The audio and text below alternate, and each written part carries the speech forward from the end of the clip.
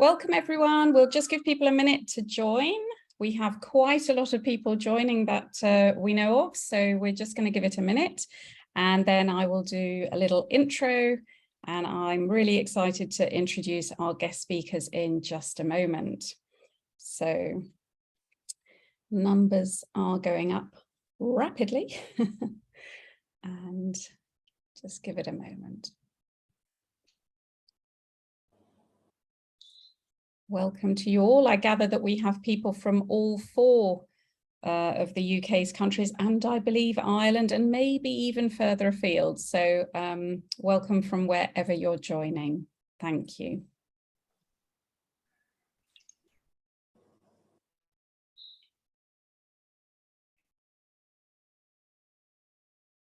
It is only just 12 o'clock, so we just need to give people a minute.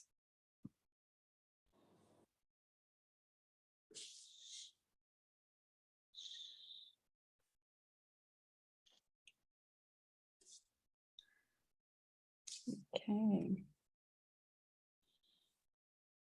Numbers still creeping up. We know we've got lots of people booked on, although I'm sure people will join as we're going along. So I'll just give it another minute or so, and then we'll make a start. I know it's always hard to get to these things on time, and probably trying to eat a sandwich and log on and have a drink at the same time.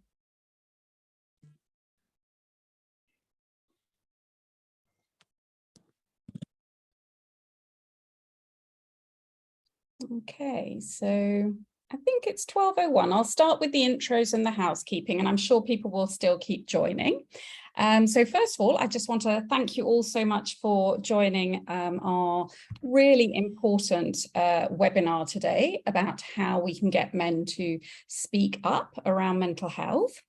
Just so that you know who I am, my name is Dominique Thompson. I'm a GP by background, and was a GP, NHS GP for about 20 years, and worked mainly at the University of Bristol. But the last few years, I have been writing books, specialising in student mental health, young people's mental health, working on lots of different projects nationally, and I also have done a couple of TEDx talks and so on. In fact, one of them was called What I Learned from 78,000 Consultations with University Students.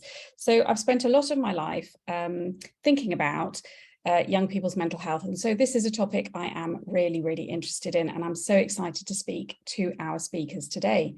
Just before we come to them, I'd like to just cover a couple of housekeeping things as we wait for the last, hopefully, a few people to join us. We recommend speaker view so that you kind of have a sort of uninterrupted view of whoever is chatting at the time. Please use the Q&A for the questions rather than the chat, because the Q&A will allow me just to be able to see what's happening, and people can sort of upvote questions and so on. And I mean, the chat is obviously there if you want to pop in comments or thoughts or feedback. And the Trigger team in the background will also make sure that all the questions that are asked will eventually get an answer, and we'll email those to you. So even if we don't answer it immediately today, we'll try and answer it anyway. I'm very old school, so if you want to have a pad of paper and a pen to scribble down any good ideas, do that as we go, but you don't have to remember everything. There will be a series of emails after the webinar that come to you with useful links, the recording of the webinar, some of the resources we mention, my student wellbeing series of books, the books that our guests have written or are currently writing, all that information, and especially a brand new online resource hub, which is being launched on the 1st of October by Trigger, that will be specifically for university students and those who look after them. So all of that will be coming out to you, some emails afterwards. We're going to be talking for about an hour, and it is a tricky topic. I think it's important to say that we're going to be covering mental health, suicide risk, suicide itself.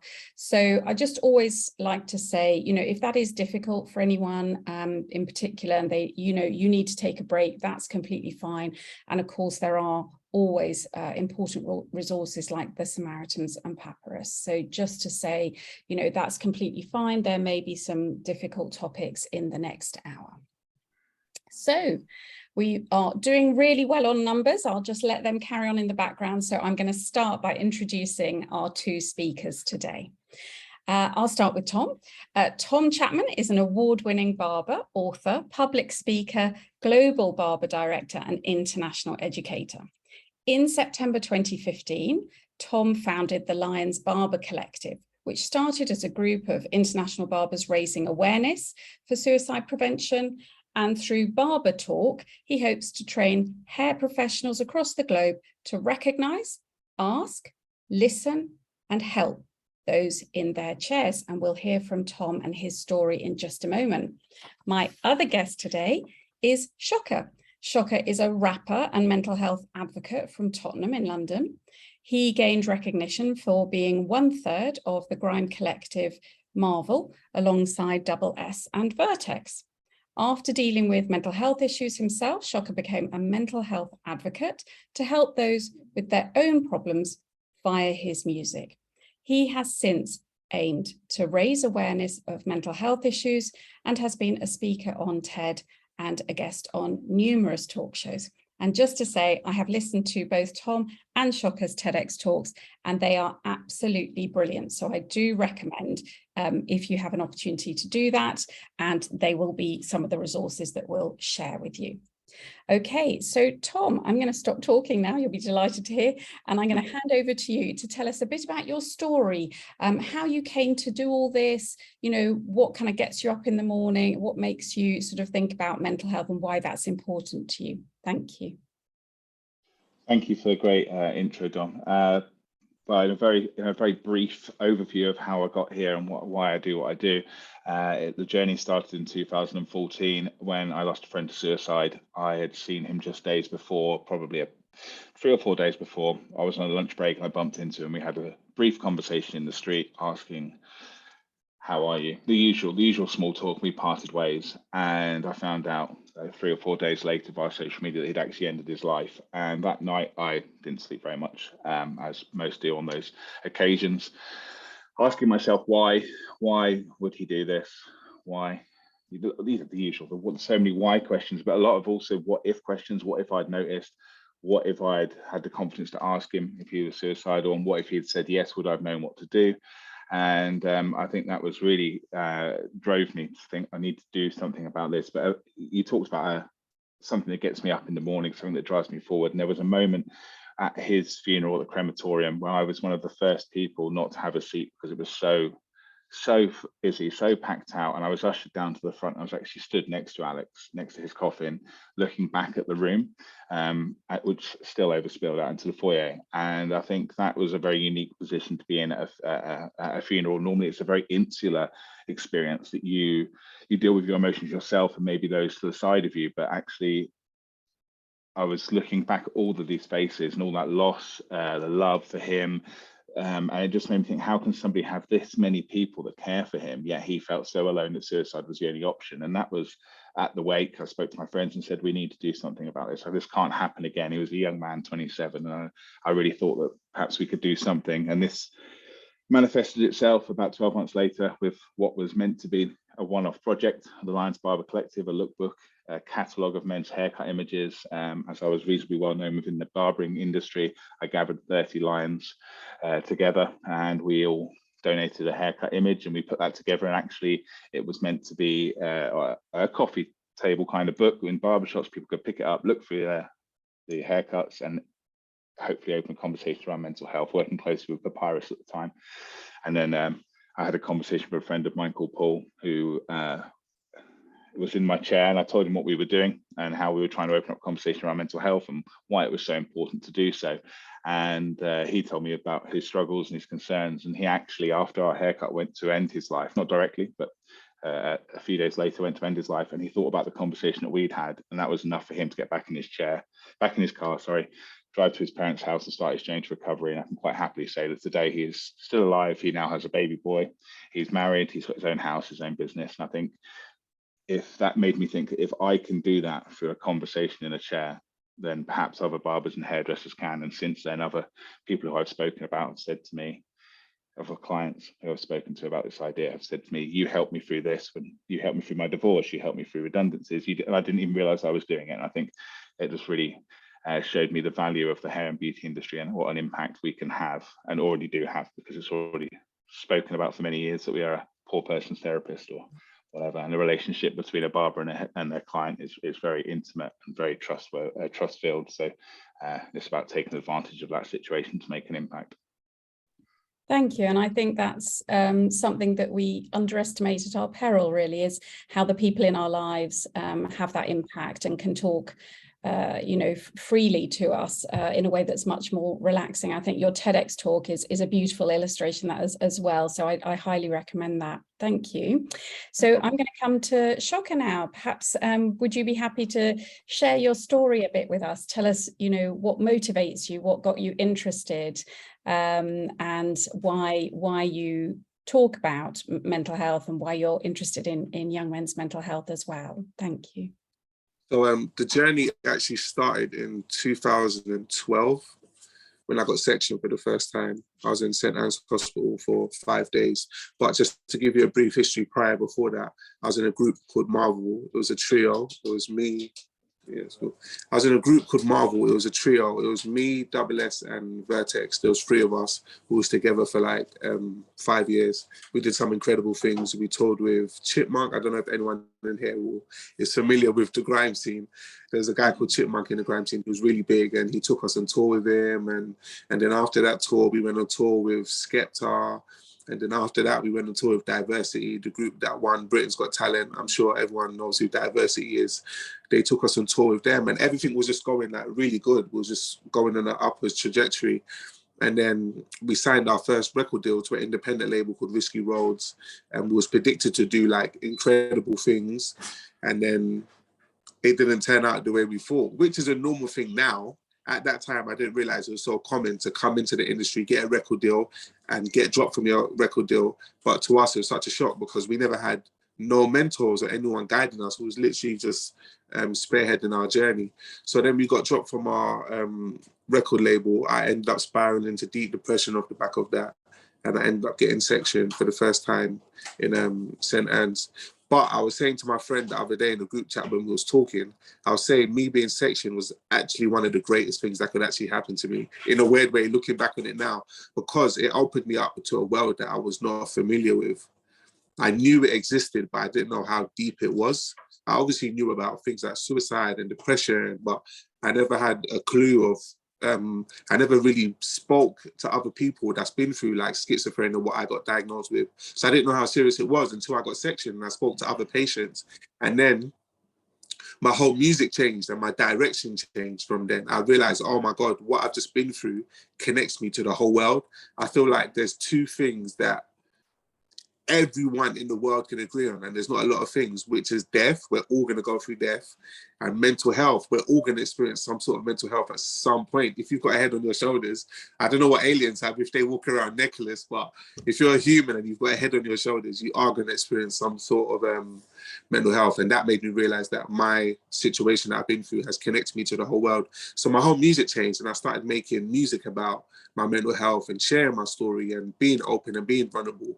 And it's just created a whole allegiance of supporters that I've got and put me onto this whole different path, which I'm so grateful to be on. I wouldn't be talking to you guys now if I didn't make that step. I think that was the most important thing I did, was make the step to decide to share my story. And that just changed my whole path. I had 2 paths I could have been on. I could have not shared my story and I still would have been like just in the shadows somewhere, walking around, pretending that nothing happened, or I could have shared my story and now it's led me to you guys. So that's just one key to shows you the importance of like sharing the story. It just changes your whole path.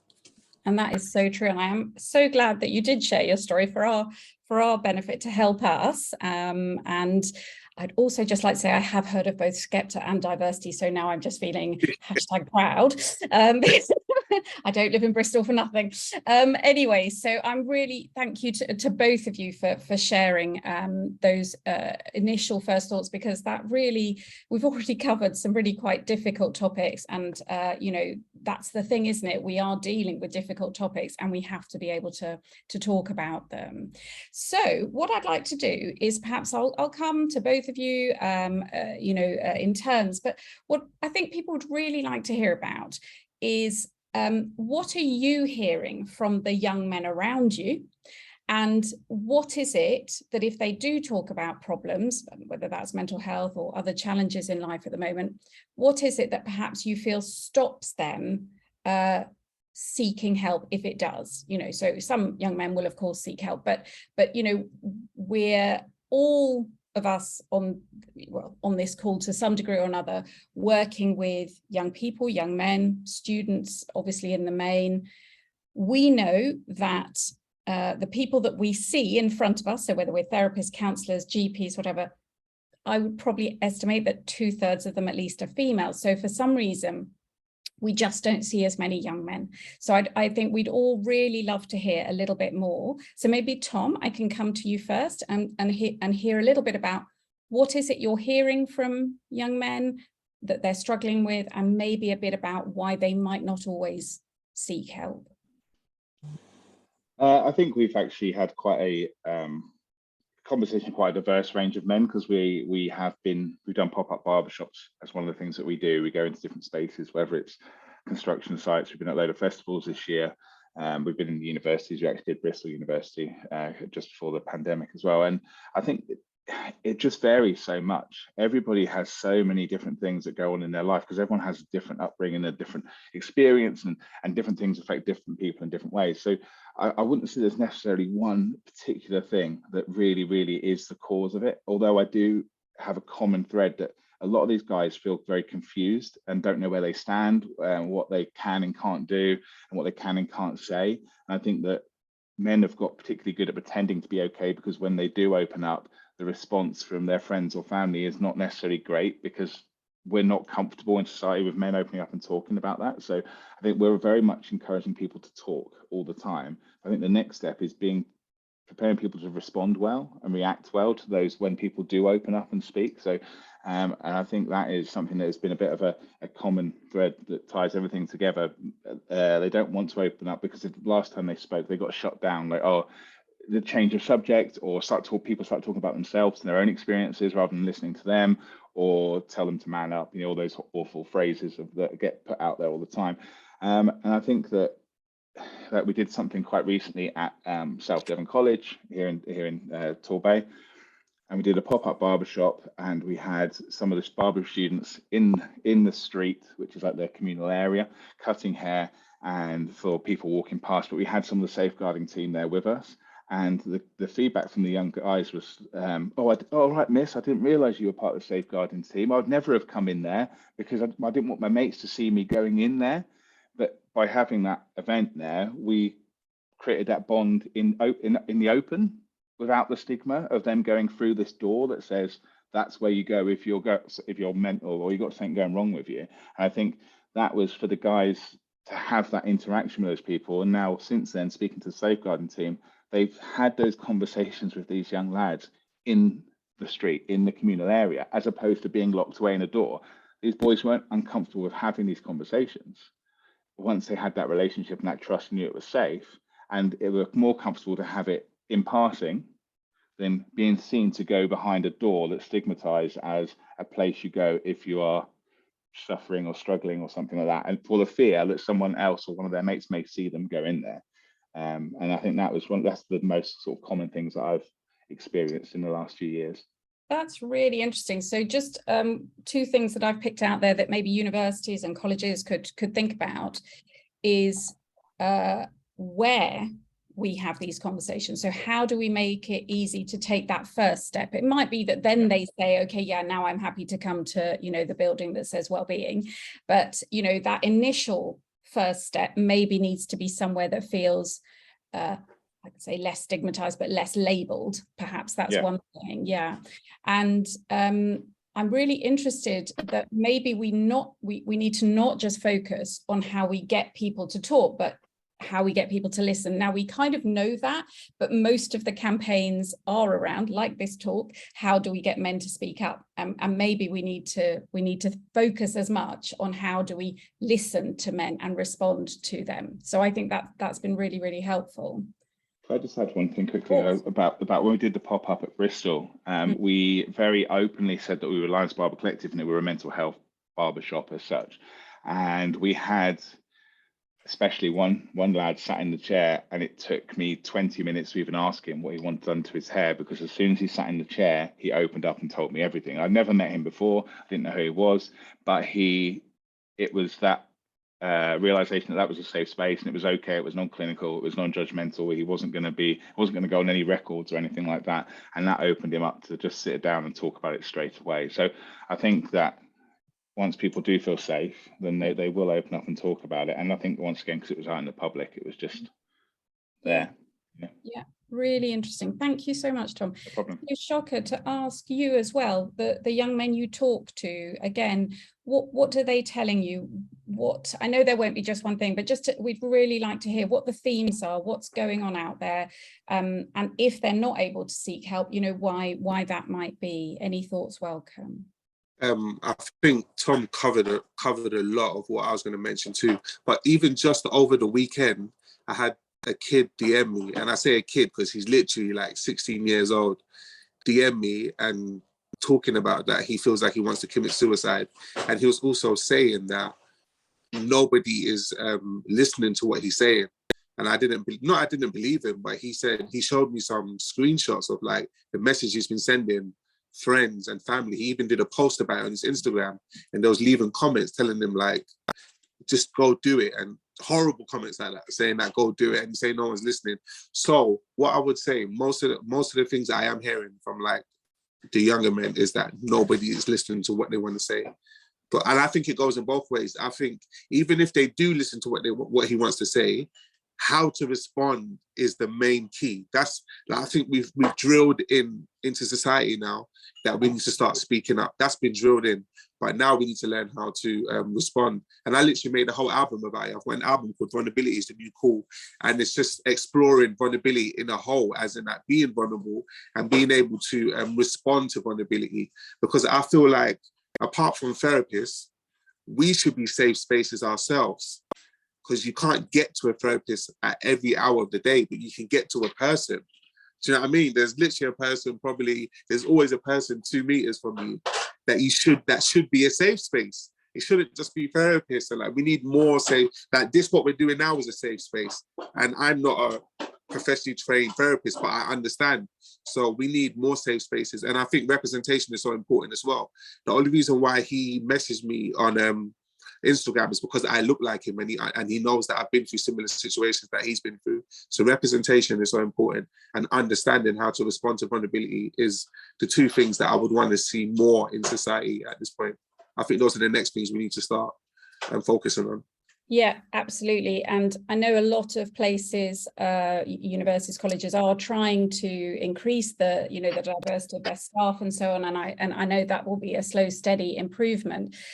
But it is about us getting that message out to young men everywhere that we are listening, we are interested, but they may not always feel as comfortable talking to us. And in fact, it just made me think I might use, as a therapist or GP, if I was still working as a GP, I'd probably use your TEDx talk, or TEDx party, as you like to call it, which was so good, because in itself, it's like a mini 10-minute bite of an intervention for young men who might otherwise not feel comfortable to look after themselves and talk about their self-care.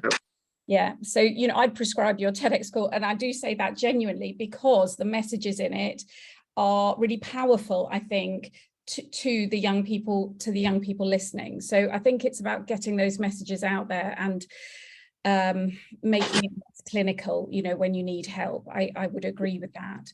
So that's really helpful. I think everybody on the call is really desperate for new ideas, new ways to do this. I think we've already started to hear some really good suggestions. As you'll be aware, we've tried things in the past, like men's groups, and with all the best will in the world, even run by male therapists and so on. Consistent sort of feedback is that no one turns up, no one comes along. So not just really to talk about men's groups, although I'd be really interested to hear your thoughts about, if we are going to run them, how do we make them helpful and successful? But any other, practical interventions, for want of a better word, ideas, innovations that you have thought of, or think that, you know, campuses, universities, and obviously universities aren't just on campuses, they're in cities, and sometimes in the highlands and islands, hello if you're listening, you know, they are spread over a very long distance, but any other ideas about innovative ways to connect with young men? So Tom, I'll come back to you to give Shocka a bit of time to think about that. Yeah. Okay, great. I think men's groups, obviously they've been around for a long time for a reason. They do work in certain situations, but I think well, there was a study that was done recently by Samaritans that found out that men are better than talking whilst doing, which is obvious, right? We're not very good at sitting down and having that face-to-face conversation. So I think that's the reason why it works well in the barbershops. Men are sitting there having a haircut. They're not thinking about what they're talking about. It's not a clinical space where we're sat down face to face, you know. Or if you go on a road trip with somebody, you're sat next to them and you end up having these amazing conversations. But I think, you know, music is a great thing. Obviously, you know, getting involved with music together. If people are into IT, doing that. If people finding something that people are into and getting them to do that together, and the conversations will then flow. I mean, you're in Bristol. There's a great thing called Dudes and Dogs over there, which is guys going for walks with their dogs. You know, and it works because they're doing something else, and then they're talking. So I think that is a key if you're going to have a group, rather than just having a circle of men talking, which is very difficult. I think get them doing something and find different things for different groups, whether it's sports, music, whatever it may be. And then from our point of view, the thing that we've done and seem to be doing reasonably well with is our pop-up barbershops, because most people relate a haircut to something that's pleasurable. Most people enjoy getting a haircut, and we can go into different industries and deliver that. So like I said, we've done pop-ups at universities, but also in agriculture and construction and festivals and all sorts of stuff. And we can take that safe space to other places where people come and sit in the chair, and it's non-clinical, it's non-judgmental. We can have those conversations comfortably whilst they're having a haircut. They're doing something else, so they open up and tell us something. But we also try and connect by having safeguarding team from the university, for example, there with us, so we can build that relationship. When we're not there, they know who to go to and where to go, because I think that's a common theme, is that young men don't know where to go because they don't seek that help. We did something with Calm recently that said, they asked the questions of, have you spoken to anybody else, and how long have you felt this way, to people that use their service, their phone line. And they said when they speak to women, they say they've exhausted every other resource, they've spoken to everybody they know, and then they've come to Calm. Whereas with men, they've never spoken to anybody else, and they've been suffering for years sometimes, and then they've finally gone to Calm. So I think the thing is, men don't know what to access. So if we can use the vehicle of a haircut to then mug them with information about what's available, hopefully we can bridge that gap between the communities and the resources available. Essentially, we're not trying to turn hairdressers into doctors or GPs. That's your job, Dom. But hopefully we can connect people in those communities and get them to the resources. Because I'll just do a quick stat: that 72% of people who end their life have had no contact with mental health services in the 12 months before they die, but they've probably had a haircut. Yeah. So if we can catch them and direct them, we can potentially make a difference, and that can be in anywhere. Yeah, we can take that anywhere and do that. So that's one of the main things that we do, and I enjoy doing. Yeah, no, I love that. And it really connects with this concept that I talk about when I'm talking to parents of teens, actually. So I have a whole other thing where I've written a book for parents of teens called How to Grow a Grown Up with a colleague. I wrote that. And one of the things we talk about this is sideways conversations, because teens don't like eyeball to eyeball conversations over the dinner table either. So, you know, it's that thing of like, if you're cooking alongside each other, walking the dog, sitting in a car, you know, so maybe that's something that people could start to think about in the wider society, you know, on campus, in universities and so on, is how to create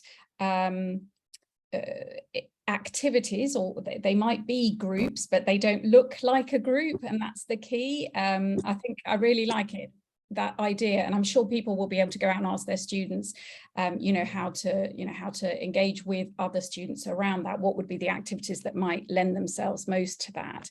But I think that's brilliant. Thank you. So coming to you now, Shocka, tell us your thoughts, if you can, if you like, about men's groups, but also other activities, other ways to engage, and maybe where we're going wrong at the moment. I think men's groups are good, but I think they're too intense. I think there should be a balance. There should be a balance of like fun with it, because therapy can be expressed in different ways. Expressing yourself can be expressed in so many different ways. Because when I was exploring the theme of vulnerability, as I was telling you for my album, I realized like I'm not a vulnerable person speaking. Obviously, I'm a speaker now, but to my friends, I got my friend here. There's not a lot. There's intricate details I don't really share, but they will hear it in my music. So that means I'm cool being vulnerable in my music. So you've got to find what places, what avenues you're most relaxed in. Like what Tom does with the barbershop thing, getting people to open up while they're getting their haircut. That's amazing, because if I was to count how many places I'm relaxed as a man, getting my haircut is one of them. If there's any place I'm going to have a conversation about barber, do you know what I mean? I'm relaxed. I'm getting my haircut. It's actually intimate as well, because you're touching me. Do you know what I mean? So I think that's one of the places that vulnerability can be expressed. I express it through music. I just find it so comfortable, and like being able to just go into the booth and just share my thoughts over music and listen to it back. I'm listening to my own voice back, not someone else's, my voice, which is very therapeutic as well. And I think talking to your partner, some people are comfortable talking to their partner at night. They can turn to their partner. Some people can turn to their best friends. Some people can't talk to their partner or their best friends, but they can talk to a therapist, somebody they don't know. So you have to find out what, and that's where self-awareness comes into it. It's so important to know who you are, so you know what avenue is more comfortable for you. And I also feel that getting people with lived experiences to run these workshops is so important too. Because if 50 Cent, even though 50 Cent hasn't got a degree on someone getting shot, but if he was to do a workshop about what it's like to get shot, everyone's going to turn up, because they know that he's really survived 9 shots. Do you know what I mean? So I know I don't know if I can speak like that, but I just have to tell you how it is. But so I think that's really important, getting people with like lived experiences. Like I've been sectioned, and if my nurse that was on the ward with me came to my room and shared a bit about his story of how he's felt depressed or how he's nearly ended up where I am, it would have made me more open to want to open up to him. I think the reason why people don't want to open up to some people sometimes, because they feel like, why am I going to share this with you if I don't even know if you've been through anything similar, what you've been through? But when you step out first and share your experiences, it makes people more open to share their experience. I mean, I think it's, it's an area that we talk about a lot, is how best to use lived experience in these sorts of environments, because the value is huge. Yeah. We have to be careful about people's mental health and not re-traumatizing, for want of a better word. But I love that you're being very frank and honest about these things, and it has such huge value. So I think people will need to go away and think about how we best use that, how we involve, maybe people who've graduated and come back, maybe something that doesn't make current feel, you don't want to be a student and then see your flatmate or someone, you might not feel that comfortable, but I think there's something about that. And I love that phrase, where is it cool for you to feel vulnerable?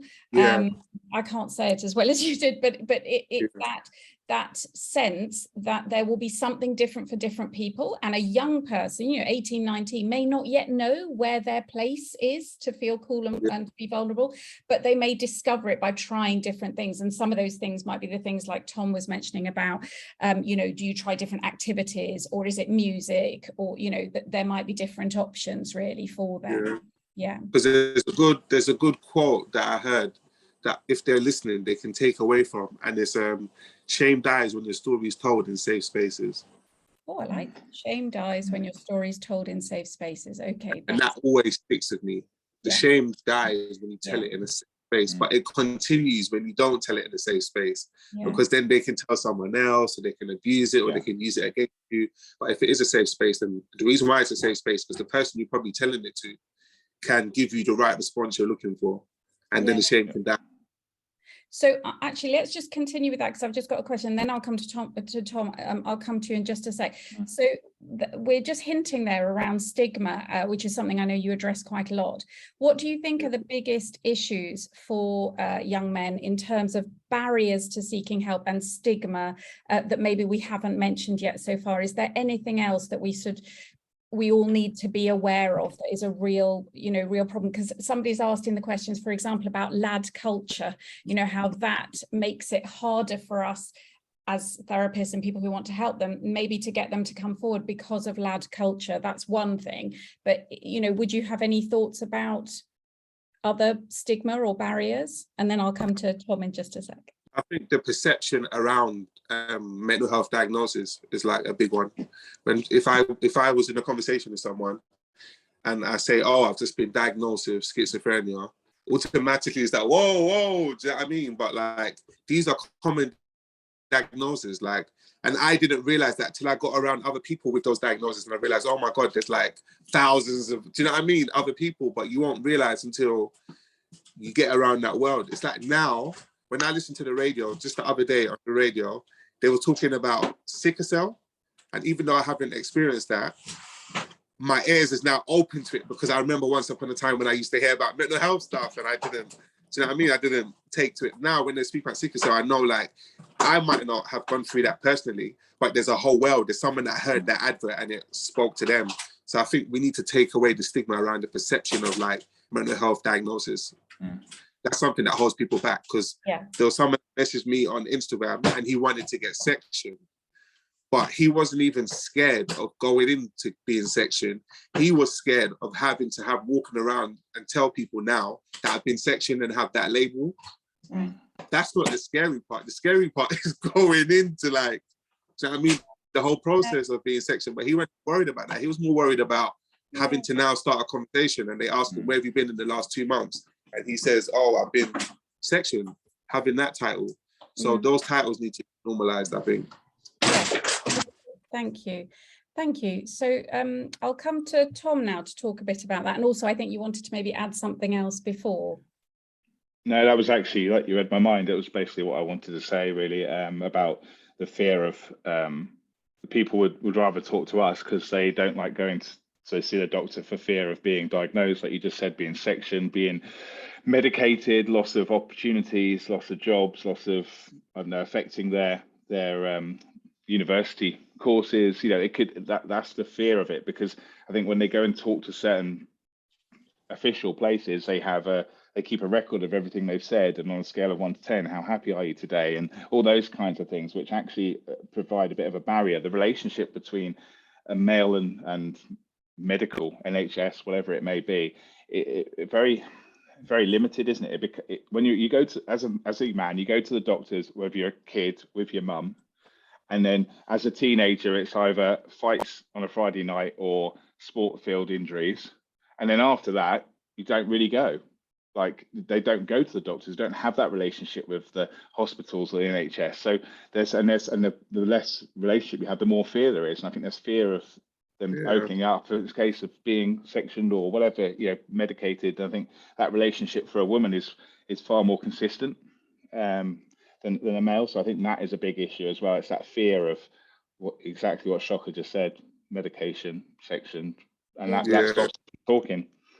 Okay, so it's almost that, not saying they are, but it's almost like they are slightly catastrophizing in their mind what might happen, when actually it might just be a conversation and some suggestions about, places to get help, or types of therapy that just involve, they are talking therapies, but quite in a more relaxed approach, but they're actually fearing the worst.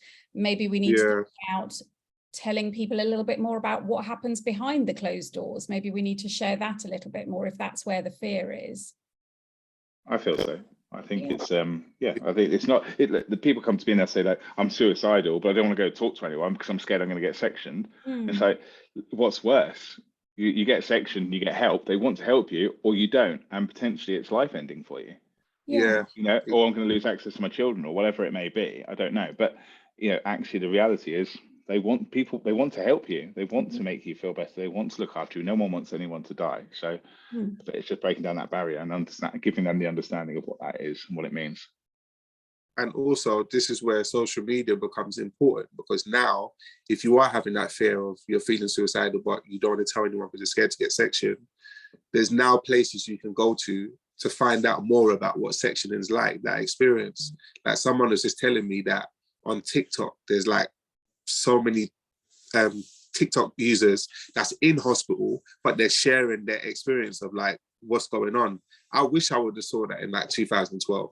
Do you know what I mean? That would have like, because I think another big fear is that everyone feels like they're alone in like their own little bubble. But like social media has given us an insight into other people's worlds, and you realize, oh, I do that too. Or like, that's why memes, even funny memes has connected us. Because we look at a meme and we're like, oh my God, I relate to that meme. Like I do that too. You know what I mean? So there's little ways that like things are like connecting us in a weird way. Even through this, like I would have never done something like this. No, I love this. And I'm just seeing, you know, university teams trying to kind of create with their students some memes that will connect with their student body and kind of talk about this stuff, but not in a direct way. So I think that might be quite a good, I use the term broadly, but marketing way to get them to know about the services and what's normal for students to experience. That I like that. Definitely. We've talked there briefly about sort of tech and social media, and I would just like to ask a couple of things around that.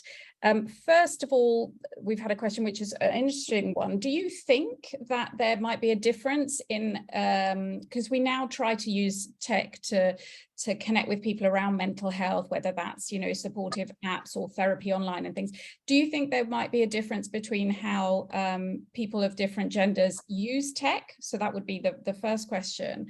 And connected with that is, are there particular platforms that we as professionals and, you know, people trying to connect with young men should be looking at using to you know, to speak to them in a more engaging way, if I can put it that way? So I guess those are two separate questions, but if you want to have a ponder, I'll come back maybe to Tom first about tech use and social media and how we connect with young men. I think that guys generally do like gadgets, don't they? They like tech and things like that. But I think everybody has a phone in their hands nowadays and uses them quite regularly.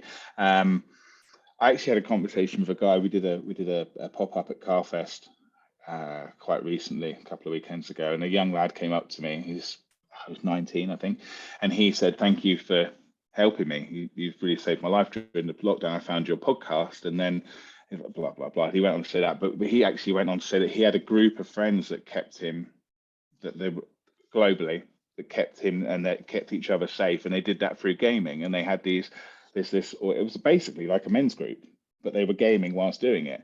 And I think, you know, things like that, you know, it's so strong. I mean, he was going through a really bad patch and wanted to end his life and whatever. And he said that this group of men that he plays, or boys or lads or whatever, 19-year-olds who play whatever games they play now. I don't know. I played Tetris back in the day, I suppose, and Snake on my 3210, but I don't know what they're playing nowadays. But you know, I think yeah, that was their sport group, and that was made through tech. And I think again, it breaks down that barrier of the face-to-face contact. I think it's about having as many options as possible though at the same time as well. Some people like using text chat services.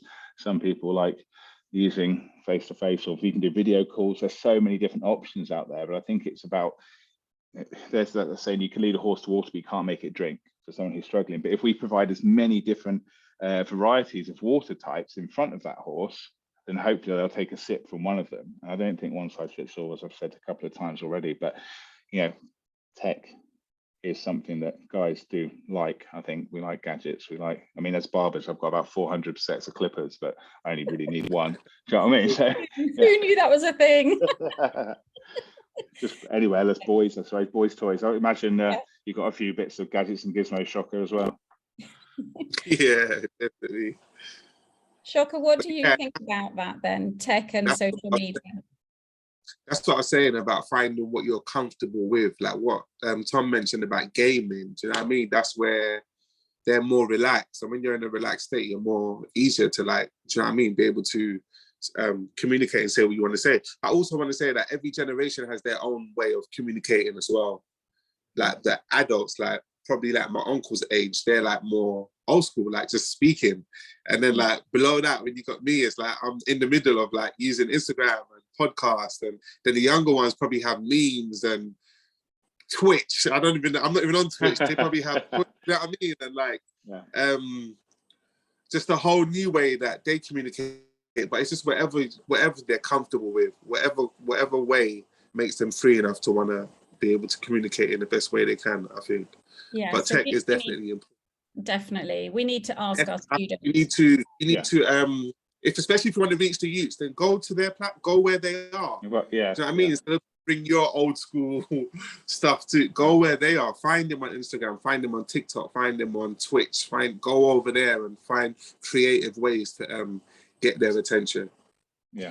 And if we're going to do that, I think we need people that they would be interested in, maybe respect or engaged by, to do those TikToks or pieces of, I suppose, advertising, but about mental health is what I'm talking about.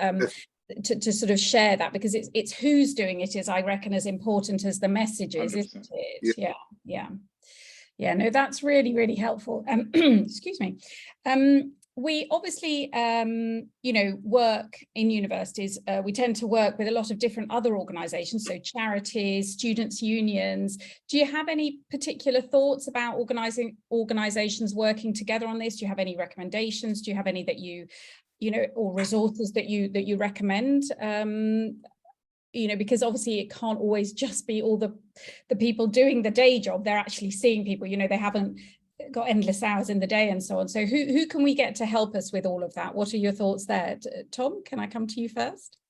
Yeah, I think Shocka touched on it earlier on by saying that we all need to be responsible for this. And I think that's sort of like the basis behind the training that I developed, trying to recognise, ask, listen and help. It's not about diagnosing anybody. I think the fear of like going, I need to work out what they've got and I need to work out how to fix it and that solve that problem for them. And actually it's a lot more simple than that. It's just recognising that there's something wrong with someone, ask them good questions and then listen well. Don't tell them how you feel, but ask them how they feel and listen to them and make it all about them, and then have a knowledge of where to signpost them to. So even things like hubofhope.co.uk is a fantastic resource, because it's a directory. Basically, you put your postcode in and it gives you a list in geographical order of all the resources that are available. And there's one very similar called mypickle.org, which is more situational. So Hub of Hope is more mental health and situational with mypickle.org, but we all know that situations are what cause our mental health problems a lot of the time, whether it's finances or relationships or whatever. So I think it's just about us all taking a little bit more responsibility, like all of us, to like peer-to-peer and just look after one another, because I think we can have a massive impact that way by asking questions and responding well and making sure that you're a safe space. And I've told people publicly for the last what is it now, 6-8 years or whatever, however long it's been, that it's okay to talk to me. And I went out with a friend a few weeks ago in Torquay in Devon, where I live, and it's a small seaside town, but my friend moved away to London, come back, and we went out for a drink together. I had 5 men come up to me when I was either going to the toilet or going to the bar and say, "You're the guy that does mental health stuff." When I told them I was, they said, "Well, I'm going through this," and they just offloaded on me. And I didn't know any of these guys, but because they knew it was a safe space and they knew that I would listen. They knew that, and that was it. That's all we need to do. And I'm a 6'3", tattooed, 20-stone man, that probably might. I've been told to people, "Well, you don't look like the sort of person that would be doing this," whatever that means. So to have that just by telling people it's safe, I mean, we can all do that. I'm not professional, but I can listen. And I think that's the most important thing. And we can all do that. I think that's the best. That's trying to empower that within our groups, within our communities. Yes, thank you. That's really, really helpful. Shocka, do you want to add anything around that, around using other organisations, working with other people, anything you've had good experiences of? I haven't used organisations myself personally, but I'm a part of a charity called Beyond Charity, and they're really good. They're amazing. I'm in the studio now in Tottenham called Foreign Studios, and a lot of youth come here. In fact, predominantly youth come here, and this is a place where they like vent and express themselves. So it depends what they're comfortable with. It really depends on the person, how they can be helped. Do you know what I mean? That's why I said studio, because some people come here, they vent, and then before you know it, they have a chat. You can imagine the best conversations happen in the studio, and then organizations, some people don't want to come studio, so they can go organizations, and it really depends. Or what my hope for the future is that we, like I mentioned before, I want us to become the safe spaces. Like how Tom has established himself as a safe space, and that guy bumped into Tom outside. Do you know what I mean? I mean, not outside, sorry. Yeah, outside where they was, and was able to like offload and express himself. He didn't have to book, not trying to put therapists out of business. Therapists, please. I love you, like, I appreciate you, but I'm just saying, like, we should be able to have safe spaces like everywhere. Do you know what I mean? Like, it will make the world so much better, and it'll make it so much easier for us. Because it's sad to know that, like, you've got a friend right there, but you can't call him. Do you know what I mean? So it's like, what is our relationship based on if I can't talk to you on that level? Yeah. And I think that's really interesting, because it leads me to sort of just, I know that time is ticking on, but a question that interests me a lot is language. What is there anything that we should be aware of in terms of how we talk about this stuff? Is saying mental health okay, or does that add to the problem? Should we talk about, I'm just throwing, well-being, staying well? Should we talk about, you talk a lot about self-love, self-care, that sort of stuff, Shocka? I know that's part of your music. Should we think about the languages, the language and the words that we're using? And someone's asked an interesting question. Is there anything in particular that might stop young men coming to see, because so many therapists, GPs and so on are female? In fact, in my practice, I think we had 10 female and 1 male GP. And it's the same with therapists, often large numbers of females. So is there anything we need to think about as females potentially in the way that we, let young men talk to us or ask them to speak with us? I'm just thinking about language. Is there anything around that? Shocka, I'll stay with you just for a minute and then I'll come back to Tom. I think the perception around the language has changed a lot. I think the word mental health now in 2022, I think it's okay to say that. We all know what it is now when you say mental health. I think that's fine. I think there's still some stuff you can't, like, suicide is still really, still really difficult. It's really a tricky one. But I think mental health is cool. If someone, because most people that's approached me on the messages I've been getting on Instagram, they lead with the word mental health. They're like, yo, my mental health's not in the right place, or my mental health, do you know what I mean? That's the word they lead with. So I think that's fine, language-wise. I think that's okay in 2022. I don't know what Tom has to say. Yeah, no, that's reassuring. Tom, what do people talk to you about? What language do they use? I think it's about trying to take it away from being so clinical and making it accessible, because I think for a long time there's that statistic that 1 in 4 people have mental health, and that's clinically diagnosed terms. So people think of mental health as being something other people have over there.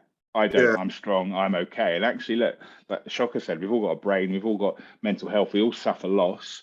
It's about the human condition. It's about to love and be loved, and we all need to love and be loved, and we all need to belong. Like, whoever you are, they're the basic sort of human needs. That's what we need. And I think it's about moving away from that.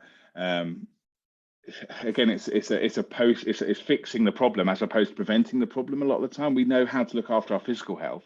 We know basically what to do, whether we do it or not, to eat the right things, to exercise, etc., etc. That also has an impact on our mental health, believe it or not, because our brain is part of our physical health. But it's also about looking at our mental well-being and how we keep ourselves mentally fit. And there's those 5 steps to mental well-being, isn't it? I don't know, you've obviously seen them before, but I think it's about looking at them and going, and if everybody looked at those 5 things and broke down, so what does it mean to me to connect with others? What do I like to do? Do I like to go out for drinks with friends? Do I like to go for a walk with somebody? Do I like to sit and play games? And build your own little 5 steps of what keeps you mentally well, and try and sort of do that the same way as you would have a mental health, a physical health personal trainer, or a diet or whatever. Same sort of thing for our mental well-being, and try and prevent poor mental well-being or poor mental health. So I think that's something that we need to just realize that we all have it. Yes, no, what you said about, sorry, go ahead, Shocka.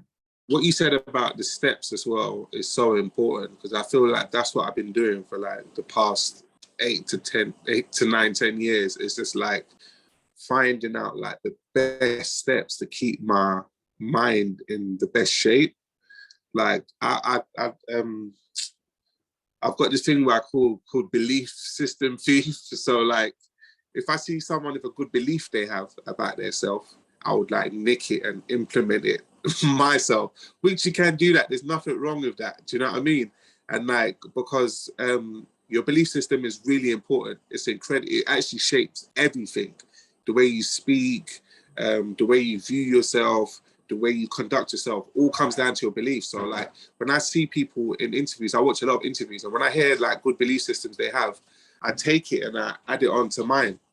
And there's nothing wrong with that. I think everyone should do that. I hear Kanye say certain things like, the world looks at Kanye as crazy, but he looks at himself as a genius.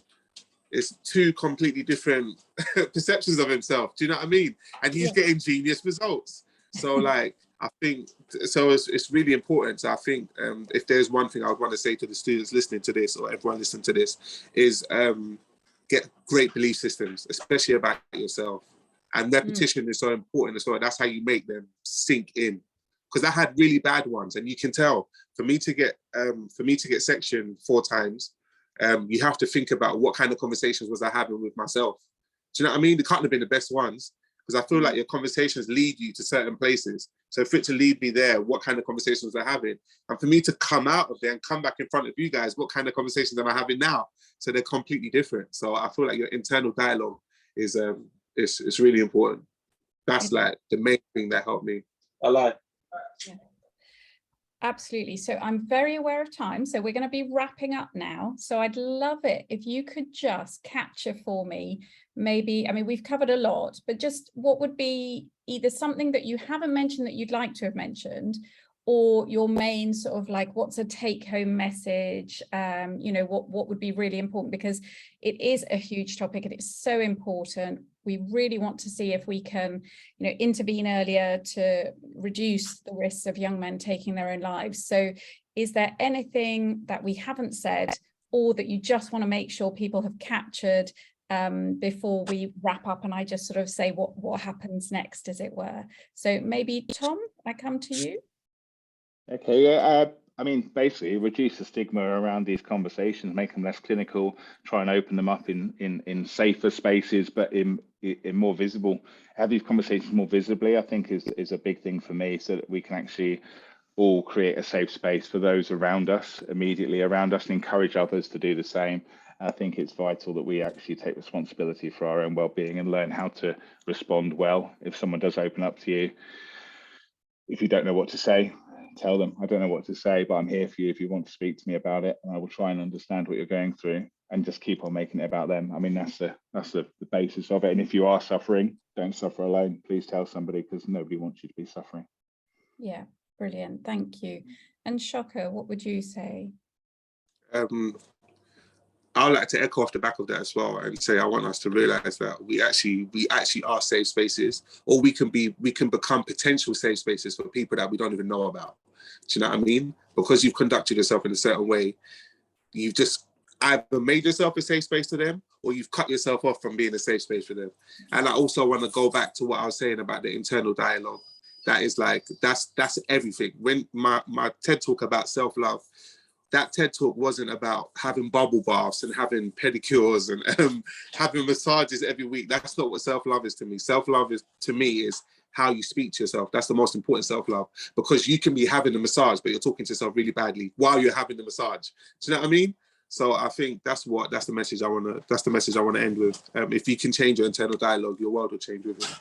Thank you. Those are some really powerful thoughts and messages. And I feel absolutely positive that everybody who's been listening today will have taken away some really powerful insights and some practical ideas. And I think that's what's been so brilliant about today, is that you know, we need to hear new voices in this space. We need to hear new perspectives, and I think you've both brought that. So can I just say thank you so much to Tom and Shocka for that? Absolutely amazing. Just to wrap up, so that everybody knows, you will be receiving emails after this that will not overwhelm you, but will simply have things like the recording of today's webinar, the resources that we've mentioned. We'll answer the questions that have been asked if we haven't had a chance to do so today. They will link to Tom's book, my books for students, and so on. So, and I believe Shocka is writing a book at the moment, but watch this space. Yeah. Essentially just to look out for the big new online resource hub that's coming, because I think that's going to be really, really useful place to look if you support students. If you've enjoyed today, if you've got ideas for future topics, anything like that, please let us know. Do email the team at TriggerHub. But essentially, I hope I'm more or less finishing on time because people are busy people, but I just want to say one more time, thank you to Tom and Shocka. I have found that really powerful and really insightful. So thank you to you both. Thanks, Tom. I hope you enjoyed it, by the way. I can't really see. Oh, good. No, we can't see the audience, but I will be guaranteeing that they have found this helpful. And if you were to look down the Q&A now, it is basically saying they think it's been amazing, fascinating, incredibly useful, amazing and educational. I mean, you know, you're all gonna go like blushing face, but basically thought-provoking, really interesting, most inspiring session I think I've ever attended. So I'm not making this stuff up, it's all in. You know, people are just saying how this has been really helpful and insightful, and that's what we wanted, and we knew you would bring that. So there are now 60, I can't read, there are 71 comments all saying how brilliant it is. So you know, I really, really want to thank you both. So we will let you go if you need to go. I'll hang on just for a minute in case anyone wants to, but thank you to both, and I hope I meet up with you again in person or online at some point. Thanks, Tom. Thank you so much. Thank you. Bye. Lovely to meet you both. Take care. Bye-bye. Bye.